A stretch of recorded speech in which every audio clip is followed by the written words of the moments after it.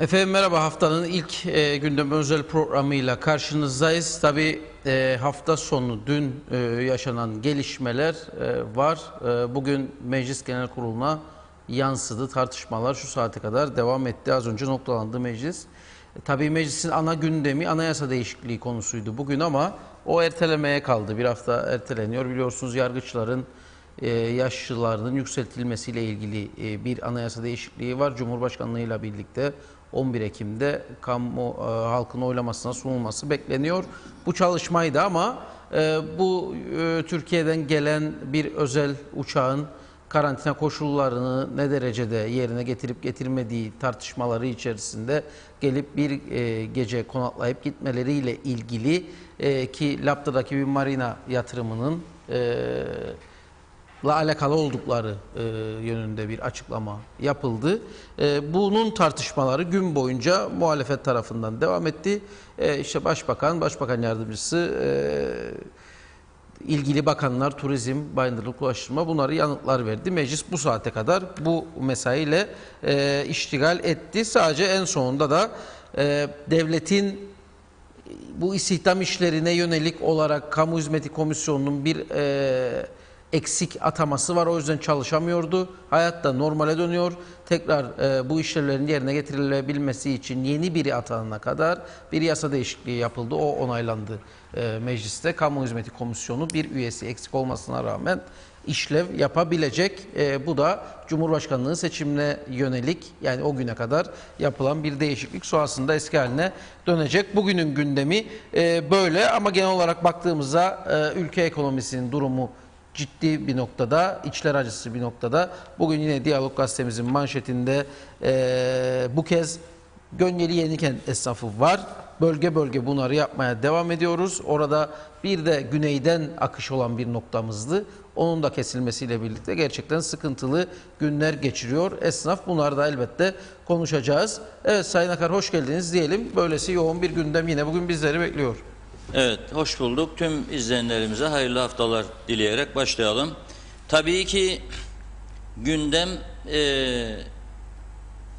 aslında meclisteki konuşmalarla şekillendirilmeye çalışılıyor ama bana göre bu gündem, yani meclisin gün boyunca ele aldığı, bir de sosyal medyada bazı kesimlerin kiminin bilgi alarak, kiminin iddiaya dayanarak, kiminin temelsiz atışlarıyla bir anda gündeme Ercan'a inen bir uçak, inen ve kalkan bir uçak ve o uçakla birlikte adaya gelen Türkiye'nin önemli bir yatırımcısı, önemli turizm şirketlerinin sahibi, benim aldığım bilgiye göre 1,6 milyar dolar değerinde bir şirketin sahipleri buraya geliyor. Ve bu uçakla, özel uçakla gelen bu insanların marina yapma projesinde ikinci aday oldukları belirtiliyor. Ve bu büyük bir olay oluyor. Tabii işin öteki tarafları detay. PCR yapıldı mıydı, yapılmadı mıydı, otele gitti miydi, gitmedi, niçin geldi? Geldiyse gitti, gördü mü marinayı, daha önce bilmez miydi de teklif yaptıydı? Teklif yaptıyken bilmezseydi ne yaptıydı? Geldiydi, şimdi acaba oraya mı gitti, odadan çıktı mı çıkmadı mı? Yanında şoför vardı, şoför götürürken kendi bir şey oldu mu olmadı mı? Şimdi ben de buradan bir iddia atıyorum. Akıncılar bölgesinin her gün 15 tane Rum gizlice geliyor. Sınır yok, bir şey yok. Oralardan giden gelen bizim Türkler de gidiyor Rum tarafına. Alacağını alıyor, geliyor, etler geçiyor, kamyonlar gidiyor, geliyor. 15 tane Rum geldi ve bunlar bir iki tane meyhanemize gitti, yedi içti Türk arkadaşlarına, geri gittiler. Veya başka bir şey yaptılar veya denize gittiler. Şimdi bu Allah aşkına ülkenin gündemi bu kadar batmış çökmüş bir durumdayken bir ülke, evet bazı konular konuşulsun, sorulsun ama bir meclisin bütün günlük bir toplantısı devlet televizyonunun ekranlarından, yazıklar olsun, 150 milyon Türk lirası ödüyorlar bu devlet televizyona yılda, bunlar için işte çıkıp onlar konuşsun ve bakıyorum aynı partiden 7-8 kişi konuşuyor çünkü herhalde mesaj geliyor oradan, sen ne konuşman be diyor birisi, o da ben de konuşayım bir şey olsun diyor, aynı soru aynı soru aynı soru. Hükümet tarafı farklı farklı bakanlar oturup aralarında bir kişinin cevap vermesi ve sağlıklı cevap vermesi yerine onlar farklı onlar farklı onlar farklı. Şimdi tabii unuttukları bir gerçek var. Yasak olan her yere insanların ilgisi artar arkadaş. Yasak olan her yere ilgi artar. Şimdi Güney Kıbrıs'a geçiş yasağı var mıdır? Var. Benim çok büyük ilgim var. Güney Kıbrıs'a gitmek istiyorum. Hele dün 2 tane farklı markete girdim ve fiyatlara baktım. Ben kendim bizzat. Aman Allah'ım. Çünkü sosyal medya denen bir olay var şimdi, değil mi? Instagram'da, Facebook'ta güneydeki bazı marketler paralı reklam paylaşımı yapıyorlar. Görüyoruz orada. Açıyorum bakıyorum Rum marketinin fiyatına. Bir de bakıyorum bizim Türk tarafına girdiğim marketin fiyatına. Aman Allah'ım. Bazı malzemeler 2 katı. 2 katı fiyatlar. Şimdi siz oturup bu ülkeyi nasıl ucuzlatacağız? Rum tarafıymış, dünyada 41. bağlı ülke haline gelmiş. Ben bizim taraftaki fiyatlara bakınca karpuzdan söz etmiyorum. Domatesden söz etmiyorum. Evet, onlar daha ucuzdur güneye göre. Ama bazı tüketim malzemeleri vardır. Onları almak zorundasınız. Ve o tüketim malzemelerinin fiyatı sizde mesela et fiyatı. Et fiyatı. Doktora gidiyor, diyor ki halsizim diyor kadın ya adam. Bak diyor doktor bir çare diyor. Hop yazıyor tahlilleri. Gidiyor 600 lira 800 lira tahlilciye geliyor. Kızım diyor senin demirin düşmüş diyor. Sen diyor kuvvetli demir ihtiva eden şeyler yiyeceksin. Ne yiyeceksin? Et yiyeceksin diyor. Balık yiyeceksin diyor. Kaçadır ya et doktor bey sordu mu? Dün aldım 99.69'muş bir de bak ama. 99.69 yüzde yani yüzde bari bana ya 95 de ya 96 de 99.69 100 lira böldüm euroya 13 euro. Kaçadır Alfa Mega'da dana kıymasının kilosu? 7.8 8 euro. Çarp kendisini 8 ile çarpsan 64. 100 lira nerede? 64 nerede? 62 nerede? Yani ben 8'den bol keseden koydum. Nerede bu fark? Neden bu fark? Başka da ihtiyaçlar var. Çocuklu aileler var. Bir çocuk bezi. Güneydekinin neredeyse %50 daha pahalısı. Güneydeki en iyi markanın %50 daha pahalısı. En iyi markanın yabancı ithal %50 daha pahalısı. Daha bunun gibi neler neler. Üzerine dokunulmaz. Üzerine dokunulmaz. Hiçbir şeyin. Bunu oturup çözeceğine sadece hükümet değil muhalefet de yardımcı olsun. Yok. Ve bakıyorum bugün güneyde çalışanlar bir kez daha açıklama yapmışlar. 22 Haziran'da işimize gidebilmek için. Çünkü giden sadece 10-15 kişi. Orada kalmak istemiyor bu insanlar. Burada çoluk çocuğu var, ailesi var. Varsın bekledim 3 ay diyor. Bekleyin bir hafta 10 gün daha. Niye 22 Haziran be arkadaşım? Niçin çekmiyorsun öne? Çek öne, bu insanlar mağdurdur ya. Ya ben bu ülkeyi yönetsem bugün açarım, bugün. Yarını beklemem. Ama nasıl?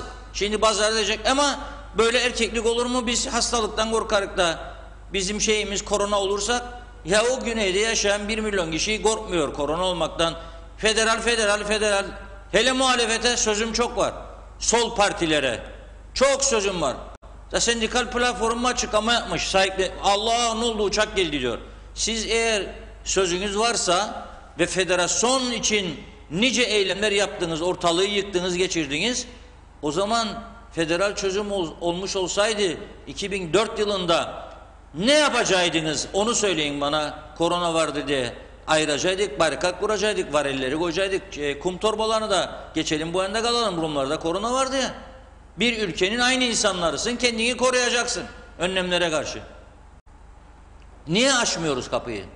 Niye illaki tutturduk 1 Temmuz'u da 22'sine çektik, o da sadece işçilere. Ha işçi gidip gelecek PCR'la biz korona olmayacağız ama işçi olmayan o tarafta çalışmayanlar giderse korona getirecek buraya. Olur mu ya böyle bir şey? Böyle bir şey olur mu Allah aşkına? Böyle bir durum olabilir mi? Nasıl bir durum bu? Ama bir kişi göremiyorum kahramanlardan, ne sağ ne sol, bu konunun üstüne gidemiyorlar. Çünkü niçin? Facebook korkusu var. Facebook'a hele maaş garantisi olanlar, memurdur, garantidir maaş, emeklidir, garantidir maaş. Oturuyor oturduğu yerde, iş yok, güç yok. Ne yapacak? Bir şey yapacak. Açmayın kapıları diyor. Açarsanız hepimiz hasta oluruz. Bunun içinde Hesabını veremezsiniz diyor. Bunlar da bakıyor Facebook'ta, bütün gün onlar da zaten boş. İştihat yok de ülkede. Elinde cep telefonu, bakanın da milletvekilinin de bakıyor. Kim ne yazmış Facebook'a, sonra birbirine aman yapmayın baba, halk bizi linç eder ha. Neyi linç edecek seni? Sen bu sorumluluğu alarak geldin bu göreve. Ne korkacaksın, Facebook'ta sana 3 kişi 5 kişi yazmış. Senin ülken mahvolmuş durumdadır. Onu duyuyor musun sen? Bak bugünkü manşete değişik bir bölgeye aldık. Yenikent'teki iş yeri sahipleri. Orada kiralar da yüksek. Kan ağlıyor insanlar. Ne diyorlar biliyor musunuz? Ne diyorlar? Yerli halkla para bitti. Turist yok. Güneyden gelirlerdi. Ara sıra 3-5 kuruşluk bir şeyler alırlardı. O da yok. Dükkan kirasını ödeyemiyor. Ne yapacak? Sonumuz ne olacak? Siz bu sesi duyabiliyor musunuz arkadaş? Siz bu insanların sesini duyabiliyor musunuz? Araslı esnafı kaç aydır?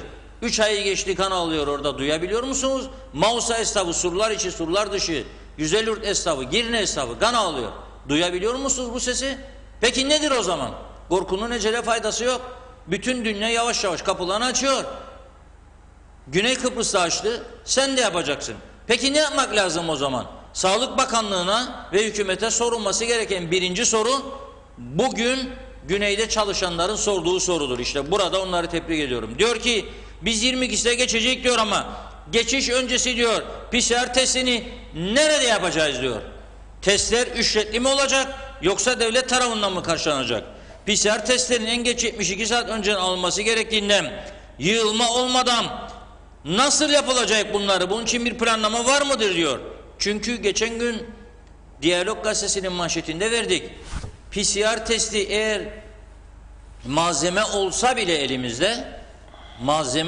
bile elimizde PCR testi yapabilecek personel sayısı kısıtlı olduğu için bu insanlar 24 saat hiç uyumadan test yapmaya kalksalar bile maksimum günde 300 tane yapabiliyorlar. Peki 3 gün 72 saattir. 3 gün hiç uyumasa bu insanlar 72 saatte ancak 900 kişiye test yapacak. Güneyde çalışan 1520 kişi. 20'si gitti 1500. Nasıl yapacaksınız? Esas muhalefetin de hükümete sorması gereken soru budur. Bu işçilerin adına özellikle çözüm kahramanları. Neredesiniz? Hani yakınlaşma? Hani Birleşik Kıbrıs? Nerede? Ben bunu göremiyorum. Ama bakıyorlar Facebook'ta güncel 5-10 kişinin nedir paylaşımı? Onun üzerine yürüyorlar. Onun üzerine siyaset yapmaya çalışıyorlar. Onun için program öncesinde bir paylaşım yaptım. Bal yapmaz arılar dedim. Vız dedim. Aslında şarkısı da var. Çok güzel.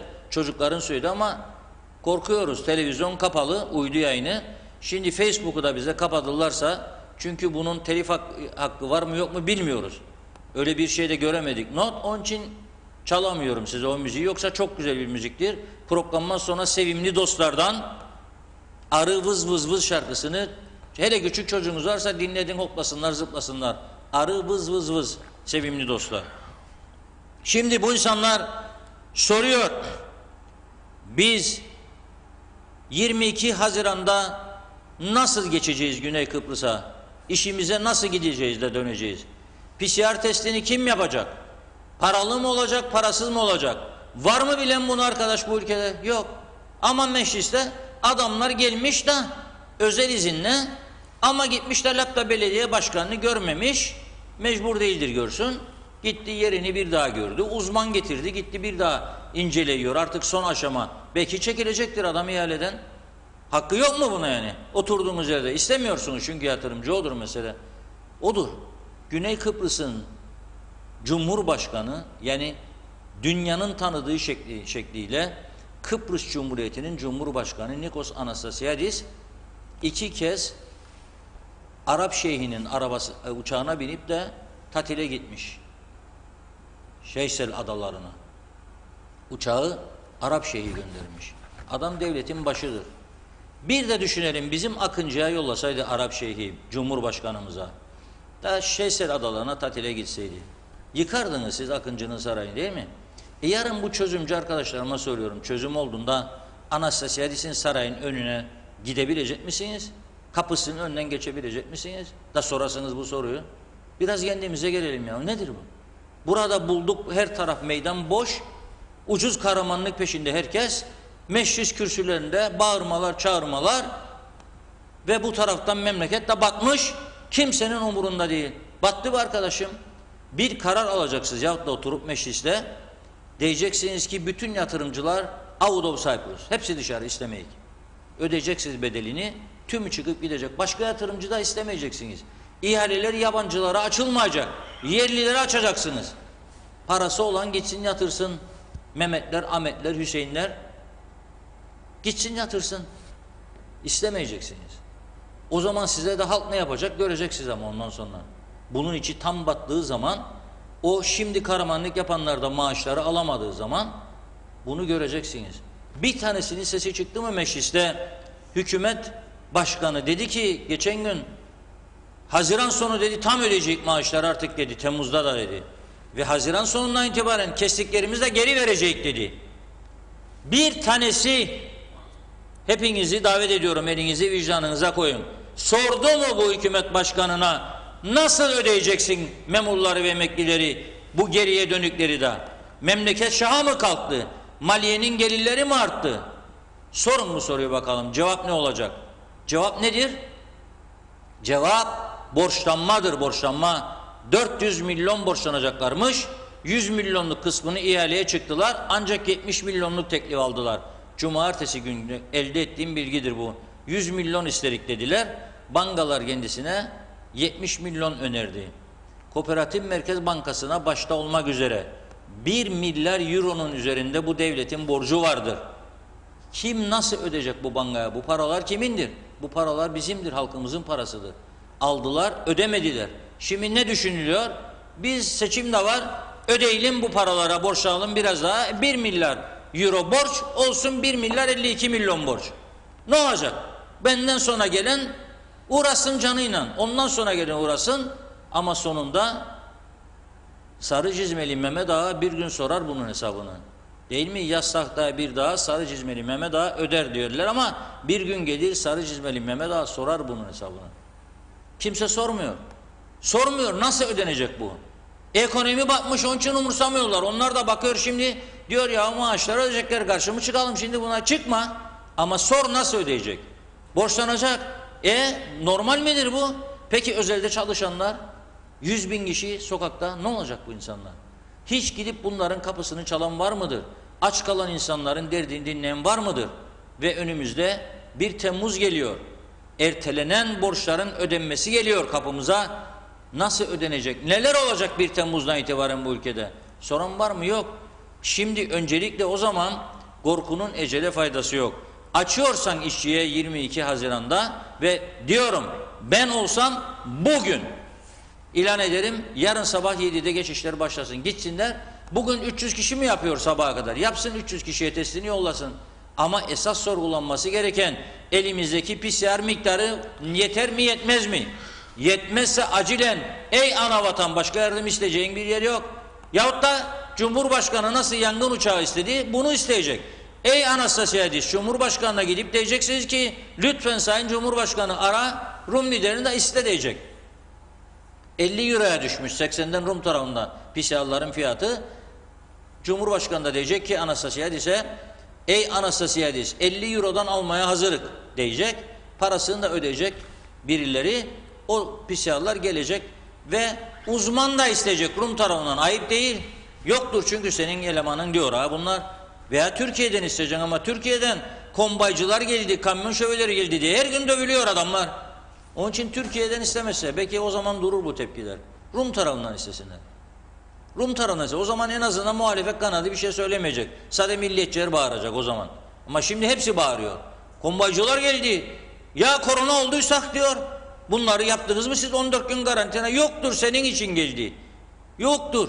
Tamir edecek adamın da yok. Hepsini beden eğitimi öğretmeni yaptınız, işletmeci yaptınız, iletişimci yaptınız. Yoktur, yoksa gelecek. Ha gelmesin, hepsi batsın, gelmesin. Eğer buysa durum, dolayısıyla kendi kendimizi kandırmayalım. Kafamızı kayaların taşın demiyorum, üstüne vurmaya bir adım kaldı sadece. Bir adım sonra herkes kafalarını kayalara vuracak. Hepimiz vuracağız. Vurmayan kalmayacak bu ülkede. Onun için bir an önce ey Anastasiadis satın almaya hazırız 50 eurodan ver bize 10.000 tane yapalım PCR'ları. Bu adamlar gitsin gelsin rahatça. Sadece işçiler değil, isteyen bütün vatandaş gitsin gelsin. Kuzey Kıbrıs'taki çarşının da kendine gelebilmesi için, adam olabilmesi için kapılar derhal açılmalıdır. Başka türlü bu çarşı düzelmez. Ve yazık günahtır hepimize. Yazık günahtır. 60 liralık eti aynı ülkede sen bana 100 liraya yediremezsin arkadaş. Herkesin beslenme ihtiyacı vardır. Daha bunun gibi bütün malzemeler. Ezici bir çoğunluğu güneyden çok daha pahalıdır. Diyorum karpuz hariçtir. Karpuz da niçin elde kaldı? Onu da konuşalım. Niçin 1,5 liraya düştü karpuz? Sorun bakalım karpuz üreticilerine. Niçin elde kaldı? Sorun toptancılara. Sorun toptancılara. Onbaşoğulları vardır. Erilkü market vardır. Gidin sorun. Toptan satıcıydılar. Neden karpuz elde kaldı? Binlerce karpuz otellere satılırdı. Ama şimdi oteller yok. 111 taneden 21 tanesi açtı. Onlar da bomboş. Turist yok. Kim yiyecek karpuzu? Biz yiyeceğiz sadece bunun içindekiler. Kaldı elde karpuzlar. Kaldı elde. Sorun bakalım için kaldı. Sadece onun için işte 1,5 lira. Yoksa karpuz 1,5 lira normal fiyat değildir. Yazıktır üreticiye de. Ama güneyden ucuz olan birkaç malzemeden biri budur. Bazı zepse fiyatları ve bazı meyve fiyatları. Onun dışında her şey güneyden çok daha pahalı. Bu çarşı nasıl adam olacak? Rekabetli adam olacak. Peki açıyor musunuz siz kapıları? Açacaktık da işte Facebook'tan bize baskı var. Vazgeçin ya. Yazık günahtır. Facebook'tan baskı varsa sana o zaman yapma siyaseti. Çekil git başka iş yap. Okuyorum burada işte güneyde çalışan 1500 kişi. Onlar da bugün verdiler bu bildiriyi. Çok doğru ama gitsinler gene meclisin kapısına. Vız vız olmasın meclisin içi. Eylem değil iş yapsınlar. İş. Orada oturup konuşup birbirlerine eziyorlar orada. Yazık. Hepsi de aynı düşüncede bana göre. Herkes de siyasete bakıyor. Akıncılardan tekrar ediyorum 15 kişi geçmiş dün. Hadi bakalım. Nereye gittiler? Gidin bu mecliste toplanın yarın konuşun. Nereye gitti bu akıncılardan kaçak geçen 15 kişi? Oturun konuşun. Başka işiniz yoksa oturun. Ama bu tarafta işçiler güneye gidecek 22'sinde karar çıktı. PCR kim yapacak? Kimse bilmiyor. Ya ayın 15'i. Ayın 15'i. 7 gün kaldı. Kim yapacak bu PCR testlerini bu insanlara? Belli değil. Var mı malzeme? Belli değil. Eleman var mı? Belli değil. Tabii bununla bağlantılı olarak Sanayi Odası'nın da çok önemli açıklaması var bugün. Onu da okuyalım sonra yorumlara geçelim. Sanayi Odası bugün şöyle diyor. Can alıcı bir bölümünü okuyorum. Tüm dünyayı etkisi altına alan koronavirüs salgınının ülke ekonomisine de ciddi zararlar verdiğini, yüksek öğretim ve turizm sektöründe yaşanan sorunların iç piyasadaki talebi çok ciddi oranlarda düşürdüğünü, global ticarette yaşanan sorunlar ve yavaşlamanın da ülkeyi etkilediğini kaydetti. Odadan yapılan açıklamada ikinci ekonomik paketin hüsranla sonuçlanmaması için reel sektörüyle istişare içerisinde sektörün sorunlarına çözüm olacak bir paket yaratılmasının önem taşıdığı belirtilerek odanın önerilerine yer verildi. Açıklamada pandemi sürecinde ülkeden ayrılan, burasını çok iyi dinleyelim lütfen. Ülkeden ayrılan işçi, öğrenci ve yaşayan sayısı, yani çalışma izinli yaşayan sayısı demek ister, 45.000 kişi olduğunu, ülke nüfusunun %17'sinin ülke dışında bulunduğu, ekonominin çarpan etkisiyle küçüldüğü belirtilerek turizm ve diğer alanlardaki kayıp ölçüler dışındadır diyor.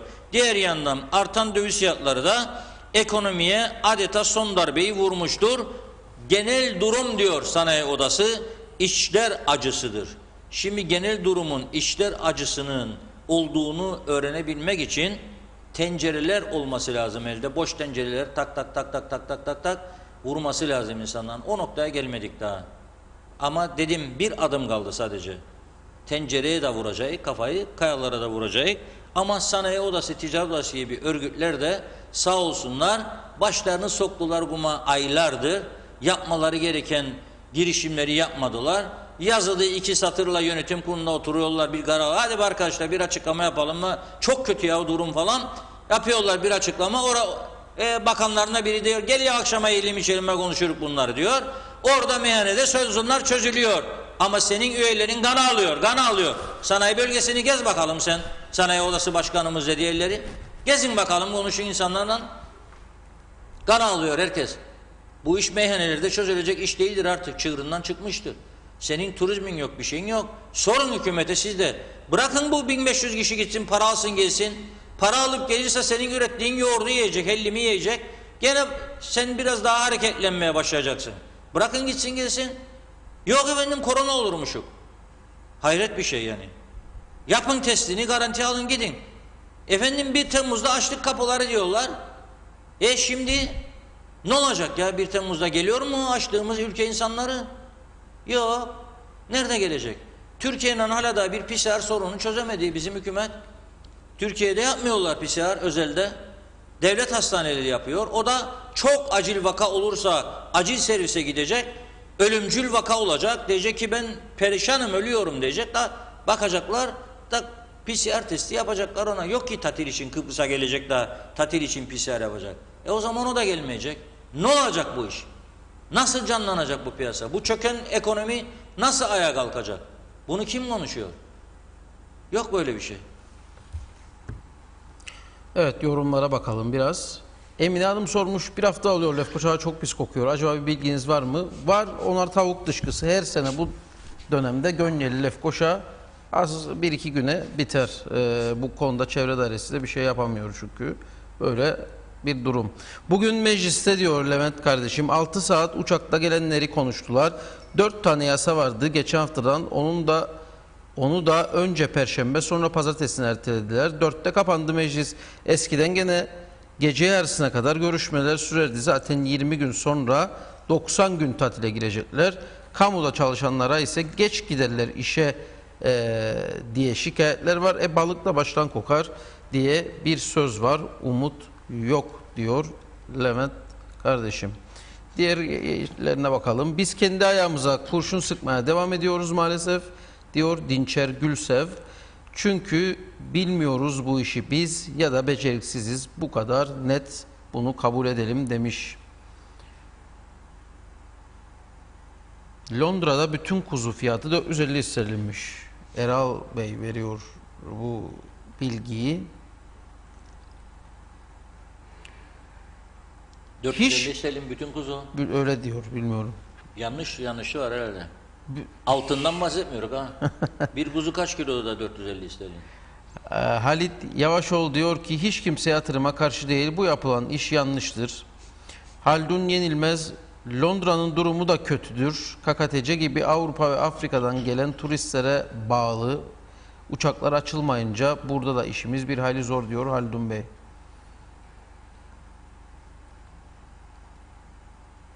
İyi yayınlar dilerim diyor Göker Çavdar. Yanlış duyum aldım. Testler için 1000 TL'den bahsediyorlar. Reşat Bey 3 ay 1 kuruş almadık. Bir de 1000 TL alacaklarsa yandık diyor. Bu insanlara 1 kuruş ödemedi. Hükümet borçludur. Bütün özel sektör çalışanlarına bu hükümet, bu devlet borçludur. 1500 lirayla bir süreç, 3 aylık kriz süreci kamu görevlisine ve emekliye vereceksin ama özel sektör çalışanlar 1500 lira, o da hepsine değil bir kısmına, onlara karşı ayrıcalık uygulayacaksın, onları perişan edeceksin, batıracaksın, çökerteceksin. Borçludur hükümet, onun için o borca mahsuben bedava yapması lazım güneye geçecek olanlara. Borca mahsuben bunu yapması lazım. Hiç bunun başka şeyi yok. 400 milyon borçlanıyor. Ödeyecek diyor. Geriye dönük de ödeyecek diyor. Var mı bir tane tepki sendikalardan veya muhalefetten hükümete? Kimin parasını kime veriyorsun sen? Borçlanıp da veriyorsun. O borçlandığın para sadece kamu adına borçlanmıyor. Yeni doğacak bebekler adına da borçlanıyorsun. Sen bunu, kimseden bir sorgulama var mı? Bu nasıl bir siyaset kültürü ya? Nasıl bir anlayıştır bu? Kimin adına borçlanıyorsun sen de bunu ödüyorsun? Da ona ödüyorsun da o birine de diyorsun ver bana. Parayı da öyle git. Yok vermeyeceğim sana bu parayı. Sen bana borçlusun çünkü. Ben de senin vatandaşınım. Niye benden istiyorsun sadece? Yapacaksın PCR'ını göndereceksin. Ama bilmiyorum işte elinde kaç PCR olduğunu soran olmadı. Bugün mecliste Dikkat ettim. Belki bir de sorar ya bunun yanında senin elinde ne kadar var? Açıyorum kapıları. Hiç bu konu herkes uçak Karaman üzerine. Bir uçak üstüne Karaman oldu bugün. Herkes. Soran sorana, vuran vurana. O vuruyor, o cevap veriyor. O vuruyor, o cevap veriyor. Ya vurun daha bakalım. Gelmesin kimse ya bu ülkeye. Paraları varsa altın hazneleri bilmiyorum. Belki var da biz bilmiyoruz. Yani mahzenler var herhalde bilmiyoruz biz. Londra'dan selamlar diyoruz Safiye Hüseyin. Meclis bugün harman durman, aynı sorular, aynı cevaplar, bütün gün boşa harcadılar. Çok yazık. Süleyman Dede, haksızlık diz boyu, arayan soran yok. Musa Russo, kuzunun kilosu 7,5 euro, dana kıyma 6,5 euro. Güney'i veriyor o da. Gerçekleri söylüyorsunuz. Bravo Reşat Bey. Bu adamlar bizimle dalga geçiyorlar diyor Ottoman. Orhan Olgun, Arasta esnafı Euro'yu TL'ye çevirsin. Biz de alalım tişört demiş. TL olarak da satıyor canım. Yani Euro şey var ama TL olarak da satılıyor.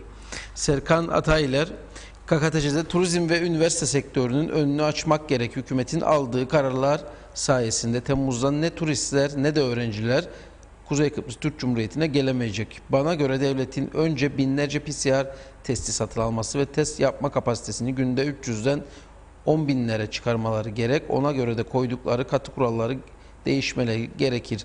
Testi negatif olan karantinaya girmesin. Ondan sonra da önce kara sınırlarını sonra hemen Ercan'ı açmak gerek. Ercan'a bir test merkezi kurulursa bu da iyi olur. Bunları yaparken de bir an önce pandemi hastanesini inşa edip bitirmeleri gerekir demiş. Mehmet Sarı, Türkiye'den işçi getirecek lakin Türkiye hastaneleri bulgu olmadan test yapamayacağını söylüyor. Ne yapacağız? İşçi de kalmadı. Hükümete güven sıfır, kaçan kaçana. Evet tabii biz turist üstüne durduk ama işçi için de aynı sorun var. Turist için de aynı sorun var. Oradan çünkü PCR yapamıyorlar. Cumartesi günkü manşetimiz bu atmasyon değil, sadece Girne Turizm Limanı'ndan, bunu ilgili şirketin yöneticilerinden aldığımız kesin bilgi, sadece geçtiğimiz hafta içinde Girne Turizm Limanı'ndan 2000'i aşkın kişi Türkiye'ye dönüş yaptı. 100'den fazla da araba gitti. Arabalarda KKTC plakası. Türkiye'de KKTC plakalı ya da yabancı plakalı araçlara 2 yıl devlet kullanma izni veriyormuş. İnsanlar aldı arabalarını, bir kısmı arabası olan, bir kısmı arabasız.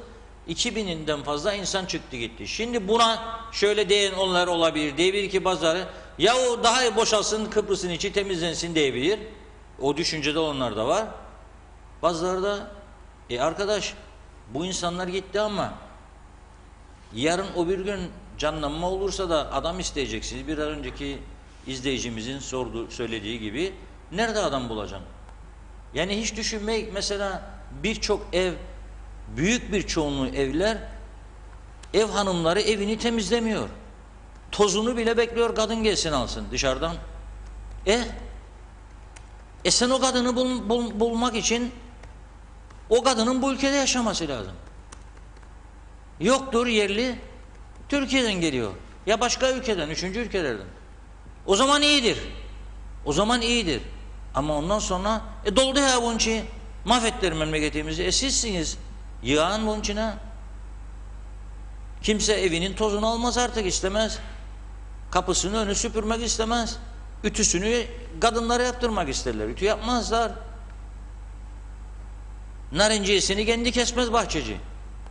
Adam ister gelsin toplasın narinciyeleri üstünden. Kendi patron sınıfındadır. Lokantacı tek başına işletemez. İşçi arar. Var mı Kıbrıslı vatandaş gitsin lokantada işlesin bizim? Var mı? Aylarca aradı bizim arkadaşlarımız Erol da Nida'yı da. Nerede buldular? Hani nerede? Mecburdular. Ondan sonra da şikayet. Güney Kıbrıs'ta kimdir? Rum mudur çalışanlar? Hizmet sektörlerinde? Hepsi yabancıdır. Yarın çözüm oldu, ne yapacak? Bizim bu arkadaşlar zanneder ki burada yaptıkları gibi eylem yapabilecekler.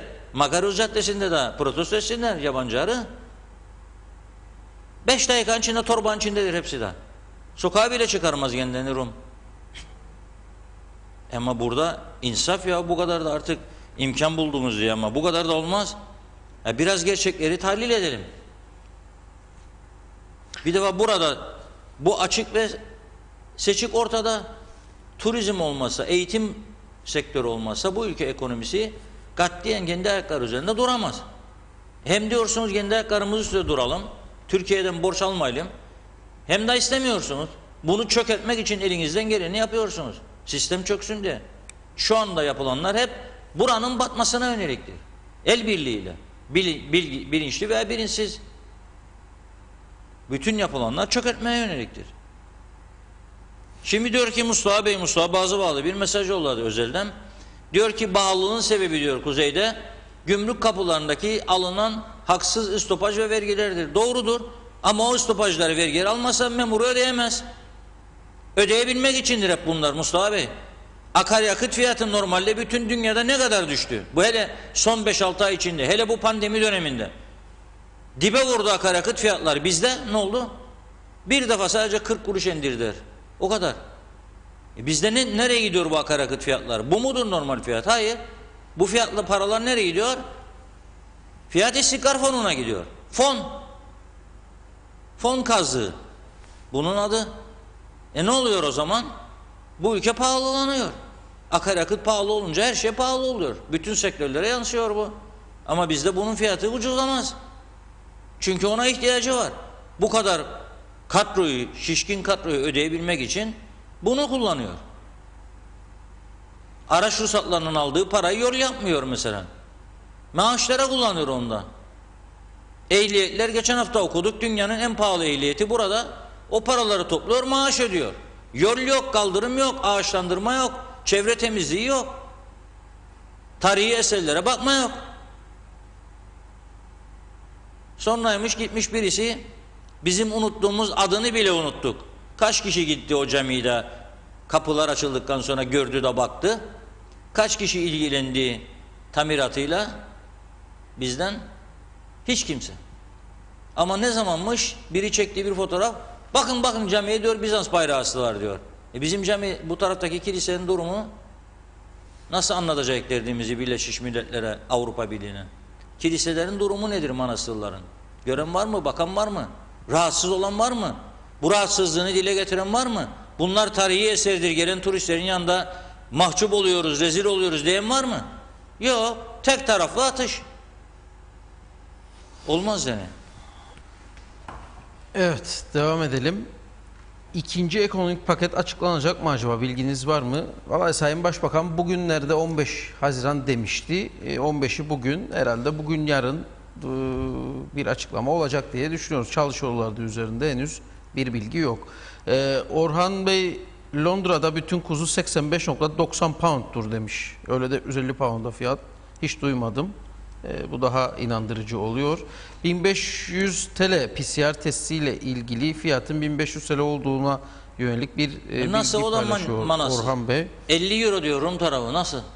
Evet. Bunlar 370, tabii açıklanması 380, lazım. Çünkü 380 nerede, 1500 nerede, 1000 nerede? Ama bunları tabii orada karşılaştılar. Sağlık Bakanı dedi, sabahtan beri beni çağırırsınız dedi. Helal olsun, Sağlık Bakanı da çıkmadı bile hiç. O çağırdı, hiç girmedi bile salona.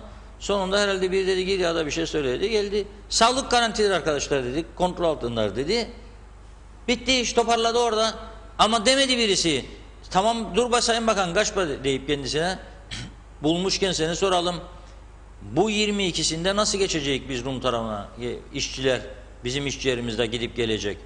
1 Temmuz'da kapıları açıyorsun. Biz Rum tarafına nasıl geçecek? PCR'ı nasıl yaptıracak? Soran yok.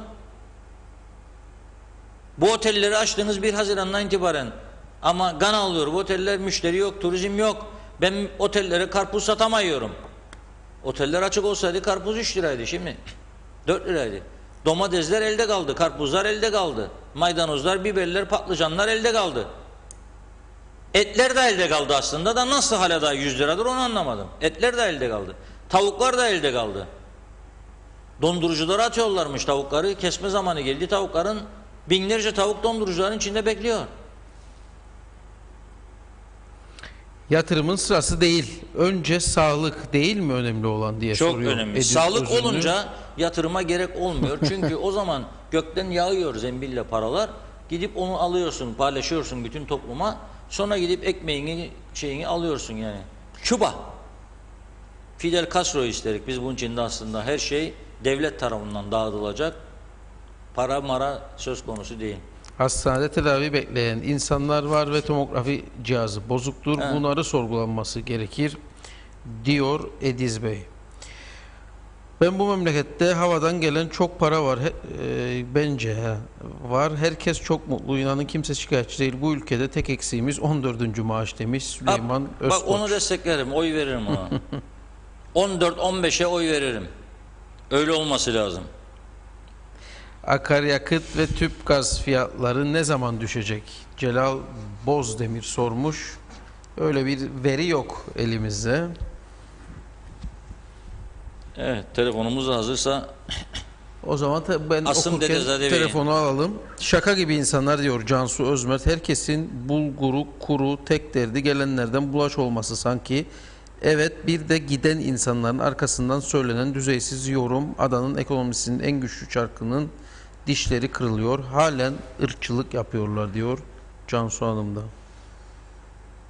Ülke genelinde tartışılacak daha önemli konular varken mecliste 6 saat aynı konu üzerinde boş yere zaman harcandı. Ne olacak bu insanların hali? Banka kredi faizleri erteleme süresi 30 Haziran'da doluyor. Bu halk aç, parasız, iş yok, çalışmıyor, evine ekmek götüremiyor. Bu konu için hiçbir çözüm üretemiyorlar. Çinel Senem Hüseyin yazmış. evet, o Londra'dan gönderen Eral Karabey diyor, Aytu Bey diyor yanlış okudu benim mesajımı diyor. Ben dedim diyor kilosu 4.50 dedim diyor. Bütün kuzu fiyatı kilosu 4.50. Aytu Bey diyor 450 diye okudu diyor. Noktasını görmedim. Noktayı görmedi herhalde. Düzeltiyoruz Eral Bey, tamamdır. Hiç şey. Güneyde de diyor İrfan Gülensoy arkadaşımız çok güzel. Marketin reklamını kesti gönderdi canlı yayınımıza. 0.19 euro karpuzun kilosu, 0.25 da patatesin kilosu. Türkçe ile Rumca arasında birçok şeyde yakınlık var biliyorsunuz. Biz patates diyoruz, onlar badada derler. Biz karpuz diyoruz, onlar battiga derler. 19 kuruş, 19 sent kilosuymuş karpuzun. Hesap makinesine bakmak lazım. 7.8 bugün euro, böl 20 desek. Evet, telefonumuz hazırdır Reşat Bey. 1/4 fiyat. Bizim tarafla hemen hemen aynı fiyata geliyor. Evet, Asım Bey hattımızdaysa hoş geldiniz diyelim. Asım Bey. Beyler. Merhabalar Asım Bey, nasılsınız? Gayet iyiyim. Biraz moralsiz memleketin ekonomisinden dolayı ama sağlığım iyidir ve onunla bu şekilde devam etme niyetindeyim, yürüyüşlerimi sıklaştırarak. Evet.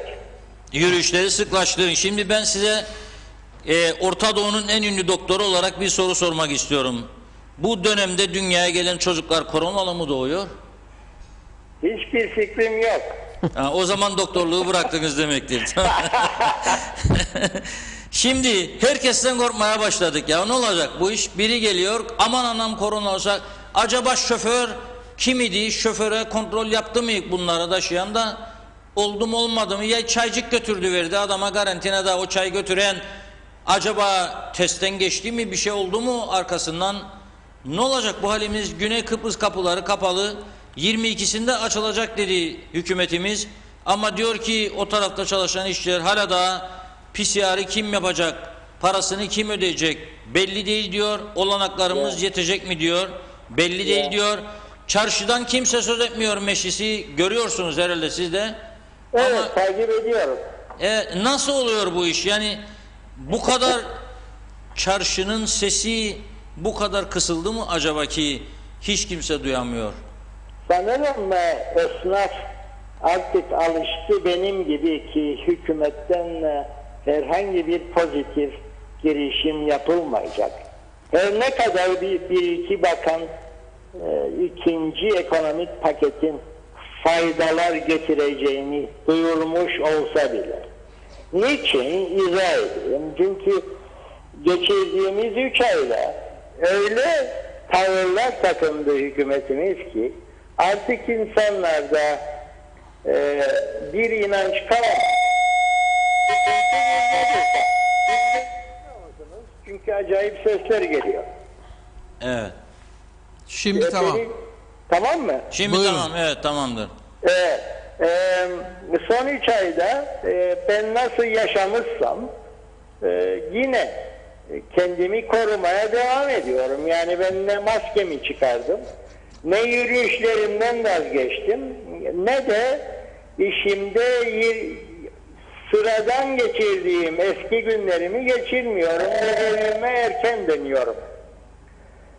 İlk onu söyleyeyim. Esnaf hükümetten artık bir şey beklemiyor. Hı. Beklentisi tamamen sıfıra inmiştir. Bazı bakanlarımız her gün olmasa bile zaman zaman çıkıp ikinci ekonomik paketin çok faydalar yaratacağını söyler. En son Turizm Bakanımız bunu söyledi. Sayın Başbakan maaş kesintilerinin duracağını, geriye dönükler ödenecek diye bir demeci var memurlarımız için. İşçilik ve sosyal sigortalar konusunda hemen hemen her gün bir sebep bulup ya ekrana ya basına demeç veren Sayın Sucuoğlu 29 ve 30 Mayıs'ta ülkede hiçbir şey olmayınca ben de özlemeye başladım kendini, çünkü ne ekrana çıktı ne gazete, ve düşünmeye başladım, acaba 1 Haziran'da ne bulacak bu bey de ekrana veya basına çıksın, ve buldu 1 Haziran'la çocuk bayramımızı kutladı. Dolayısıyla gündeme bakarsanız beyler, daha fazla memura yönelik hareketlilik var. Bakanlarımız kendilerini oyalamak üzere siyasetlerini, kendi kendilerini gündeme getirmek üzere demeçler verirler. Meclisin durumuna bakarsanız, meclis önümüzdeki seçimle birlikte anayasal değişikliği konuşuyormuş. Yargıçlar, Yüksek Mahkeme Başkanı 65 yaşına kadar, sıradan yargıçlar 60 yaşına kadar çalışabilmeleri için anayasal değişiklik hazırlığı içindeyiz deyip halkla alay ederler. Niçin halkla alay ederler? Çünkü bundan 2 yıl önce 4 tane parti koalisyon kurduğunda hiçbir anayasal değişikliğe gerekmeden parti başkanları kendi kendilerine 500'er milyar örtülü ödenek hakkı tanıdı. Kimse dönüp sormadı anayasal hak mı değil mi? Herkes kendi kendine verdi parayı. Ama yargıç 60 yaşından 65 yaşına yükseltmek için anayasal değişiklik gerekiyor diye bizimle alay eder bu insanlar. Bir de çok ilginç, yani gündemi nasıl takip ettiğimi anlatıyorum ve günlerim nasıl geçtiğini izah ediyorum. Bir de eczacılar efendim tadil yasası için mutlu değilmişler ve greve gidiyorlar bu hafta. Evet. Reşat Bey'den bir aspirin almak için Selmiye'den Göçmenköy'e kadar gittiğimi hatırlarım. Eczacıların şahsi menfaatlerinden dolayı, yaratılan yasalardan dolayı, tekrar edeyim, Selmiye'den Göçmenköy'e aspirin almak için. Çünkü efendiler yasa geçirdiler ki aspirini sadece eczaneler satabilir. Bütün ülkenin durumu bunlarken, herkes kendi menfaatinin peşine düşerken zavallı esnaf kilikli oturuyor ve artık Allah'a dua ediyor. Çünkü biliyor ki hükümetten kendisine bir şey gelmeyecek. Evet. Durum, benim gördüğüm budur. Özetle budur durum.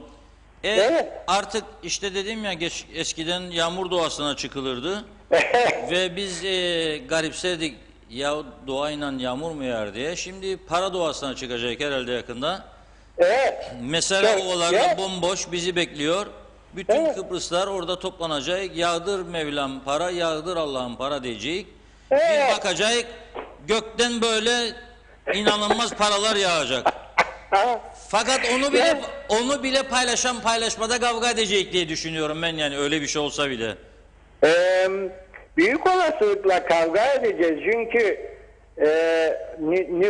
nüfus sıkıntılarından hareket edersek Reşat Bey. Evet.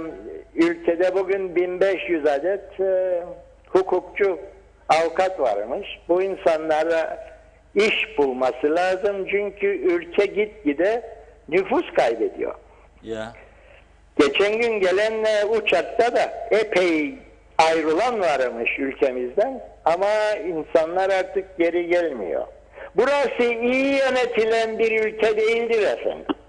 Evet, doğru. En büyük sıkıntı buradadır. Demin bahsettiğiniz siz ülkenin pahalılık nedenlerinden bir tanesi işte gümrükler, Vergiler, stopajlar. vergiler, asgari ücretin yüksekliği, benzin fiyatı, enerji fiyatı, kiralar.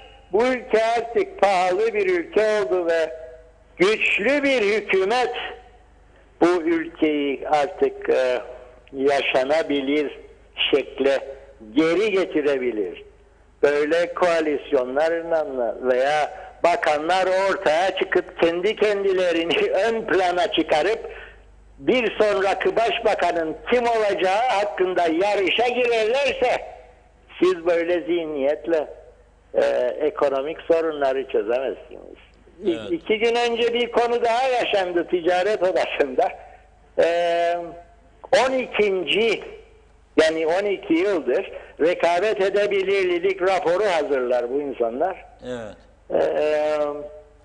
Ve raporu açıklayan kişi raporunu açıklarken ticaret odasını temsilen ülkeyi pahalılaştıran ve rekabet edebilirliğini elinden alan 2 kişi bu beyin çalışmasını açıklarken tam da karşı koltukta otururlardı. Sayın Erhürman asgari ücreti %31 artırdı. Hemen 6 ay içinde Sayın Tatar %21 artırdı. Ondan sonra da rekabet edebilirlikten bilgi almak üzere kendi partilerini temsilen odaya gelip oturdular ve şeref verdiler. Bizim durumumuz bu. Evet. Maalesef. Kimi anlatalım halimizi demiş. Evet, çok teşekkür ederiz. Evet. Sağ olun Asım Bey. Katkı koydunuz. Çok çok teşekkürler. Sağ olun. İyi akşamlar beyler. İyi akşamlar. Evet. Sayın Asım Dedezade ülkemizin önemli iş adamlarından birisidir. Açık sözlüdür. Düşüncelerini çekinmeden söyleyen birisidir. Çünkü ülkemizde en büyük sıkıntılardan birisi de herkesin şikayetçi olduğu konularda birisi şikayet ediyor ama şikayet ederken diyor ki aman diyor benim adım karışmasın lütfen diyor. Sakın benim adımı kullanmayınız diyor. Neden? Bir şey var da onun için diyor. Yahu biz her gün söylüyoruz, bizi kötü adam ettiniz. Sizin adınıza biz mi söyleyelim bunu? Siz söyleyin. Hayır diyor, benim adımı söylemeyin çünkü bir şey var diyor. Bir şey var dediği ya korkuyor dükkanı basacaklar, ya resen vergi gelecek, ya çocuğunu işe almayacaklar, ya işteki çocuğu terfi edemeyecek. Bir yığın düşünce ama 45 yıl bizi bu noktaya, işte bu düşünceler getirdi. Aman bana bir şey olmasın da başkalarına ne olursa olsun. Aman bana bir şey olmasın. Dün Gönneli Belediye Başkanımızın gururla okuduğum bir açıklaması vardı. Bugünkü gazetelerde de var, Diyalog'da da var. Projelerimizi aksatmadık diyor, pandemi var diye diyor. Sayın Başkanım, bir kez daha rica ediyorum açık bir şekilde kamuoyu önünde projelerinizi güzelce devam edin. Herkes desteklesin, biz de destekleyelim ama o kuruyan otları Yenikent bölgesinde temizleyin. Fare istilası altındadır Yenikent bölgesi. Bu da sizin başarınıza çok büyük gölge düşürüyor. İnsanlar perişandır. O insanlar adına sizden rica ediyorum. Küçücük bebekler adına. Fareler yiyor insanları. Herkes evlerine tel yaptırmaktan perişan oldu. Paralar gidiyor. Gene de çare yok. Özel ilaçlama yaptırıyorlar. Gene de çare yok. Devam ediyor. O bölgedeki otları Sayın Belediye Başkanı 2 saatlik iştir tümünün temizlenmesi ve maliyeti de size hiçbir şeydir. Zaten çemberi sulayan, çimenleri, Gönyeli çemberini sulayan işçileriniz var, bahçecileriniz var. Onları bir günde oraya ot temizlemeye görevlendirin. Bu kadar basit işleri yapmadığınız için mecbur oluyoruz bunları söylemeye. Tabii ülkenin birçok yerinde böyle benzeri durumlar var. Tümüne de buradan sesleniyorum. Ülke pislik içindedir ve baskın altındadır. Sinekler, fareler, yılanlar. Bunlara bir çözüm getirin. Parasızlık diyerek bizi avutmayın. Çünkü hepsinin kadroları şiştir. Hepsinin kadrolarında da sözde temizlik işçisi vardır. Kendinizi gösterin. Bugünkü konumuzun gündeminde yoktu ama bu vesileyle söylemek istedim. Çünkü büyük projelerden söylüyorlar batmış dönemde pandemi sürecinde ama o bir taraftan esas ana görevin senin ülkeni, bölgeni temiz tutmak iken sen bunu başaramıyorsun. Ne temizlik, ot temizliği, ne ilaçlama, ne bir şey. Tamamen ilgisiz. Yani olmaz böyle bir şey. Şimdi 127 test yapılmış. Bugün yeni vaka yok. O bilgiyi verelim. 127. Evet. Pegasus Hava Yolları 17-18 Haziran'da bir sefer yapıyor. 20 Haziran itibariyle Türk Hava Yolları 4 uçuş gerçekleştirecek. Bu bilgileri de aktaralım. Kuzey Kıbrıs'a. Evet, Kuzey Kıbrıs'a. Ne yapacak? Kapıları açmadık. Biz 1 Temmuz dedik. Gene küçük bir uçak kıyametlere sebep oldu. Büyük uçaklara bakalım ne? Ama büyük uçaklar gelince bir şey olmayacak. Çünkü bu gelecek uçaklar Türkiye'deki vatandaşlarımızı getirecekler. 1 Temmuz öncesi gelenler de karantina şartıyla geliyor. Biliyorum konuyu. Ama gelenlerden fazla da buradan gidecekler. Türkiye Cumhuriyeti Büyükelçiliği Başkonsolosluğu haftalardır müracaat kabul ediyor, başvuru kabul ediyor, telefonlar veriyor, ilan yapıyor ve Türk vatandaşları gitmek isteyenlere diyor ki falan gün falan kente uçuş var diyor. İstanbul'a veya Antalya'ya veya Adana'ya. Ona göre başvuru yapabilirsiniz diyor. Başvurulara göre uçağın gününü, saatini ayarlıyor, ona göre gönderiyor. Bir de gemi şirketleri, gemiyle gitmek isteyenler bugün de vardı mesela sabahleyin. Bu gece de var gidecek olan gemi. Her hafta 2000 civarında sadece Girne'den giderse 2-3 hafta sonra burada Boşalır. tamamen boşalma olacak. Mesela programa girmezden önce çok emin bir kaynaktan, yetkili bir kaynaktan bilgi aldım. 2 hafta önceki kayıtlara göre, bak 2 hafta önceki kayıtlara göre, bu son bahsettiğim 2000'ler falan yok. 26.000 Türkiye Cumhuriyeti, 4.000'de uluslararası öğrenci çıkış yaptı.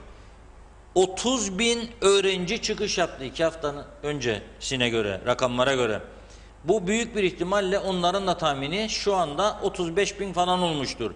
35.000 öğrenci giderse bu ülkeden şu an itibariyle bu öğrencilerin hepsi yurtlarda kalmıyordur. Boşalttıkları evlerin kiralar durmuştur. O kirayı alamayan insanın harcamaları mecburen azalmaktadır. Bu giden 30.000 35.000 öğrencinin çarşıya piyasaya bıraktığı paralar vardı. Kafeteryalarda, lokantalarda, marketlerde. Bunları hiç kimse düşünmüyor. Ve dalga gittikçe büyüyor. Dalga büyüdükçe de sorunların artacağını kimse düşünmüyor. Peki bu sene bize ne kadar öğrenci gelecek? Yeni kayıt olarak. Onu da merak ettiğim için sordum. Geçen yıl Türkiye'den 8.000 yeni kayıt gelmişti diyor yetkililer. Bu sene ne kadar kayıt geleceğini kimse bilmiyor. Çünkü 28 Haziran'da sınav var. Ondan sonra da yerleştirmeler yapılacak. Temmuz sonunda belli olacak. Tabii Türkiye'deki ekonomik durum ve bu pandemi süreci de devam ettiğine göre, ekonomik durumda iyi olmadığına göre geçen seneki 8.000 yeni kayıt rakamını tutturmak zor olacak diyorlar. Yani bırak gidenleri, yeni gelecekler de geçen seneye göre daha az olacak diye bir beklenti var. Bazı üniversitelerimizin de çok ciddi bir kriz içinde olduğunu duyuyorum. Artık bundan sonrası ne olacak göreceğiz. Evet. Devleti yüceltmek için uğraşan yok, koltuk aşkı önde geliyor. Yeter ki koltucuklar garantiye alınsın bir sonraki seçim için diyor Metin Bey, Metin Maraşalı. Rastgele yaşadığımız bu memlekette her şey çok da dert etmemek lazım diyor Emir Ali Tatlıdil. Biz böyle bir düzende yarınlarımız hiçbir umudumuz kalmadı. Göç başlayacak. Bu ülkedeki gençleri kaçırırsak bu ülkede pahalılık aldı başını gitti diyor Mehmet Avcı. Özel sektör çalışanını düşünen bir hükümet, bir devlet yok. Varsa yoksa kamu çalışanları, onlardan yapılan kesintiler 3 ay taksiyle geri ödeniyor. Fakat özel sektör çalışanı 3 aydır evde 1500 TL'ye mahkum edildi diyor Çinel Senem Hüseyin. Bir tansiyon ilacımı 50 TL'ye aldım. Nasıl sigortalıyım anlamadım. Bu ilaç Türkiye'de sigortada bana 9,5 TL'ye veriliyor. Hastanenin eczanesinde benim ilaç yok, kapsamıyormuş. Eczacılar hala bu kadar kazanırken ağlıyor. Ben de boşuna sigortalı olarak bu adada çalışıyorum. Patronum beni durdursun, daha iyi sigorta parasını bana versin diyor Çelik Turgut.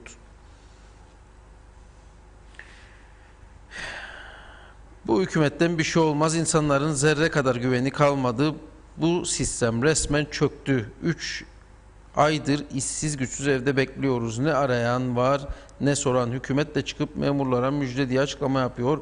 Bu hükümet anlayışı memurlar için var. Özel sektör umurlarında değil ama az kaldı. Yakında iflas bayrağını çekilecek diyor Mehmet Avcı da.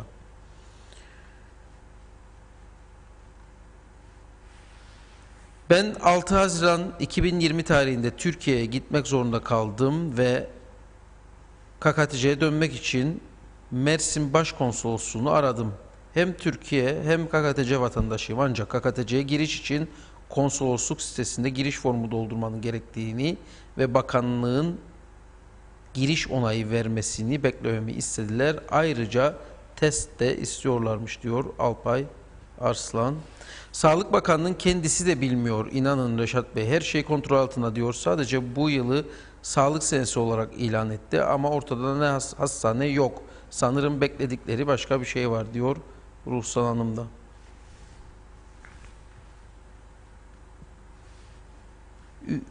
Şefika Durak, ülke sizin bahsettiğiniz günden çok kötüye gidiyor. Görünen köy kılavuz istemez diyor.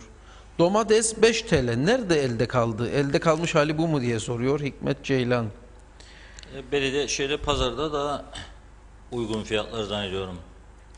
Yani pazarda dün kaç paraydı? Mesela domates söyleyeyim 3 TL. Lefkoşa'da açık pazar kuruluyor pazar günleri. Domates 3 TL. Salatalık 4 TL. Yani burada fiyatlar kabak 1,5 ile 3 TL arası. Maydanoz 2, pazı 2, nane 2. Yani bunların fiyatları normal. Karpuz zaten söylediğim 1,5. Boğaztepe'de de kuru otlar var. Her yerde temizlenmiyor. Yılanlar evimize giriyor diyor.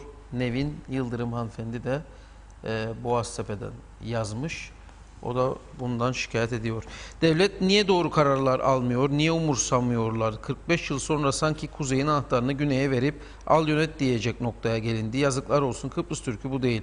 Boşuna mı bu kadar acı çekildi, savaş verildi? Bir an önce devleti yönetenlerin silkinip kendine gelmesi gerekiyor. Çok daha geç olmadan. Devlet niye doğru kararlar alamıyor?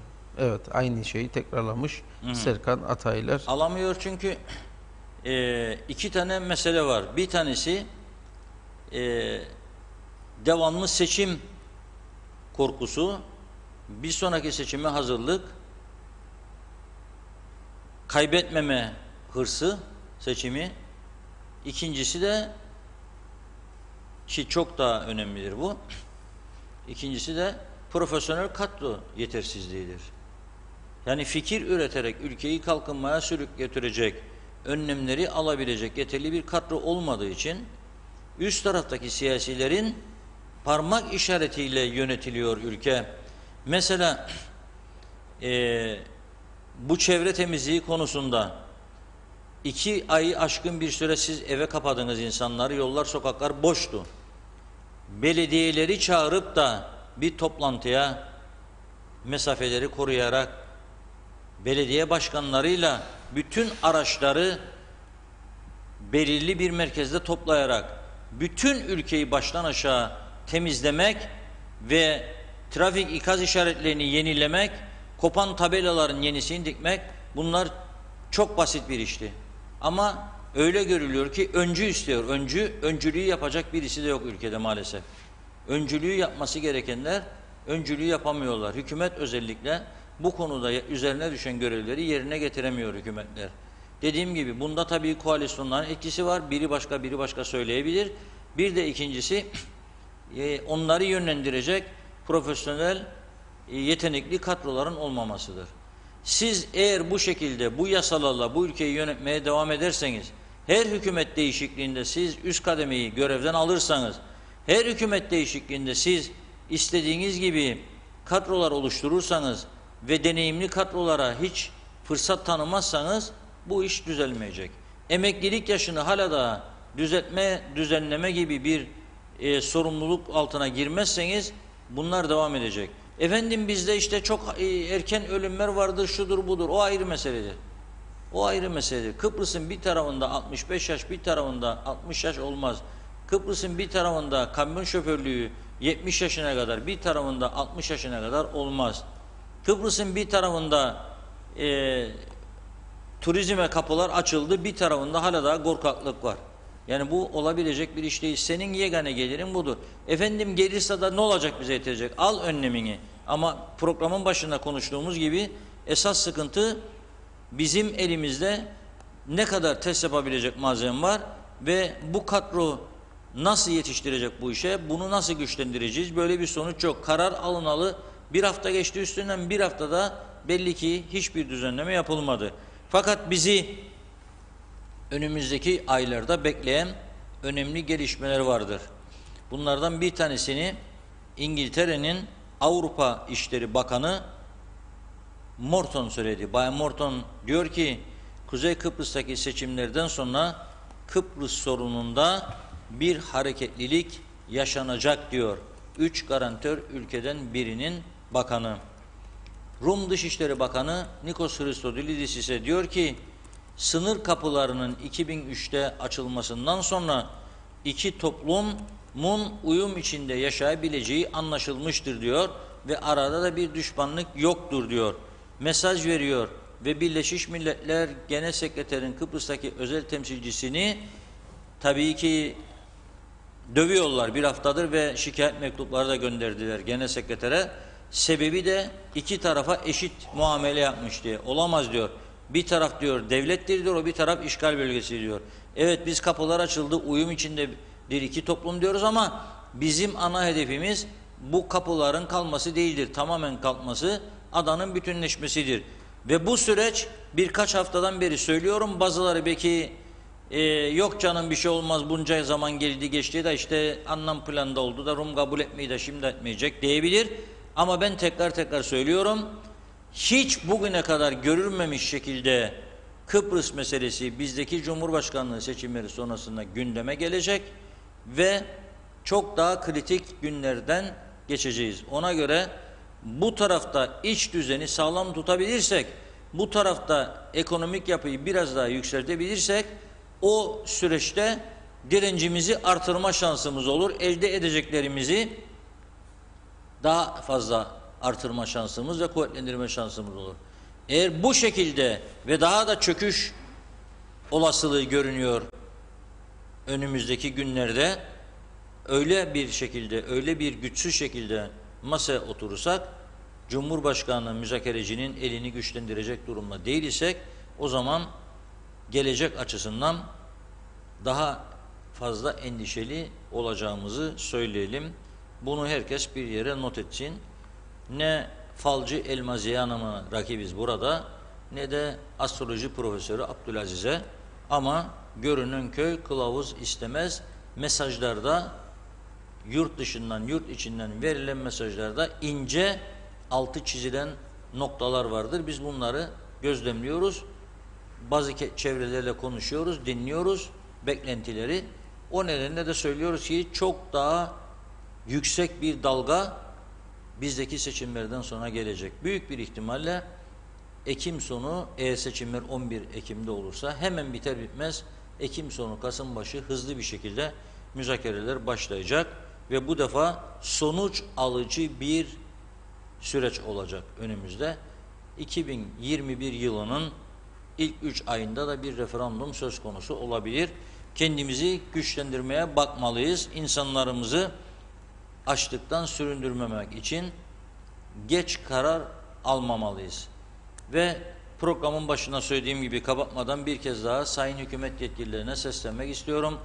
Bu 22 Haziran güneye gidecek olan işçilerimizin sorunlarını hemen çözünüz ve aynı zamanda tüm insanlar için kapıları 22'sinde açınız. 1 Temmuz'a beklemeye gerek yok. Herkes testini yapsın, önlemini alsın. Gitmek isteyen gitsin, gelmek isteyen gelsin.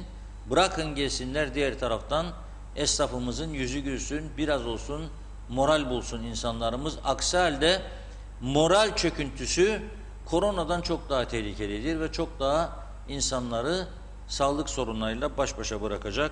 Bunu da söylemeden edemeyeceğim. Evet, o zaman noktalayalım böylelikle. Daha birçok yorum var. Okumayabilmek mümkün değil tümünü. Yarın yine devam edeceğiz. Konuşup tartışmaya, gündemi değerlendirmeye, gerçek gündemi aslında konuşmaya devam edeceğiz efendim. Saat 16.30'da tekrar birlikte olacağız. Umarım daha güzel konuları, sıkıntıların daha aza indirgeneceği günleri görürüz, bunları konuşuruz. Yarın tekrar birlikte olmak üzere diyelim. Herkese mutlu, huzurlu ve sağlık dolu bir gün.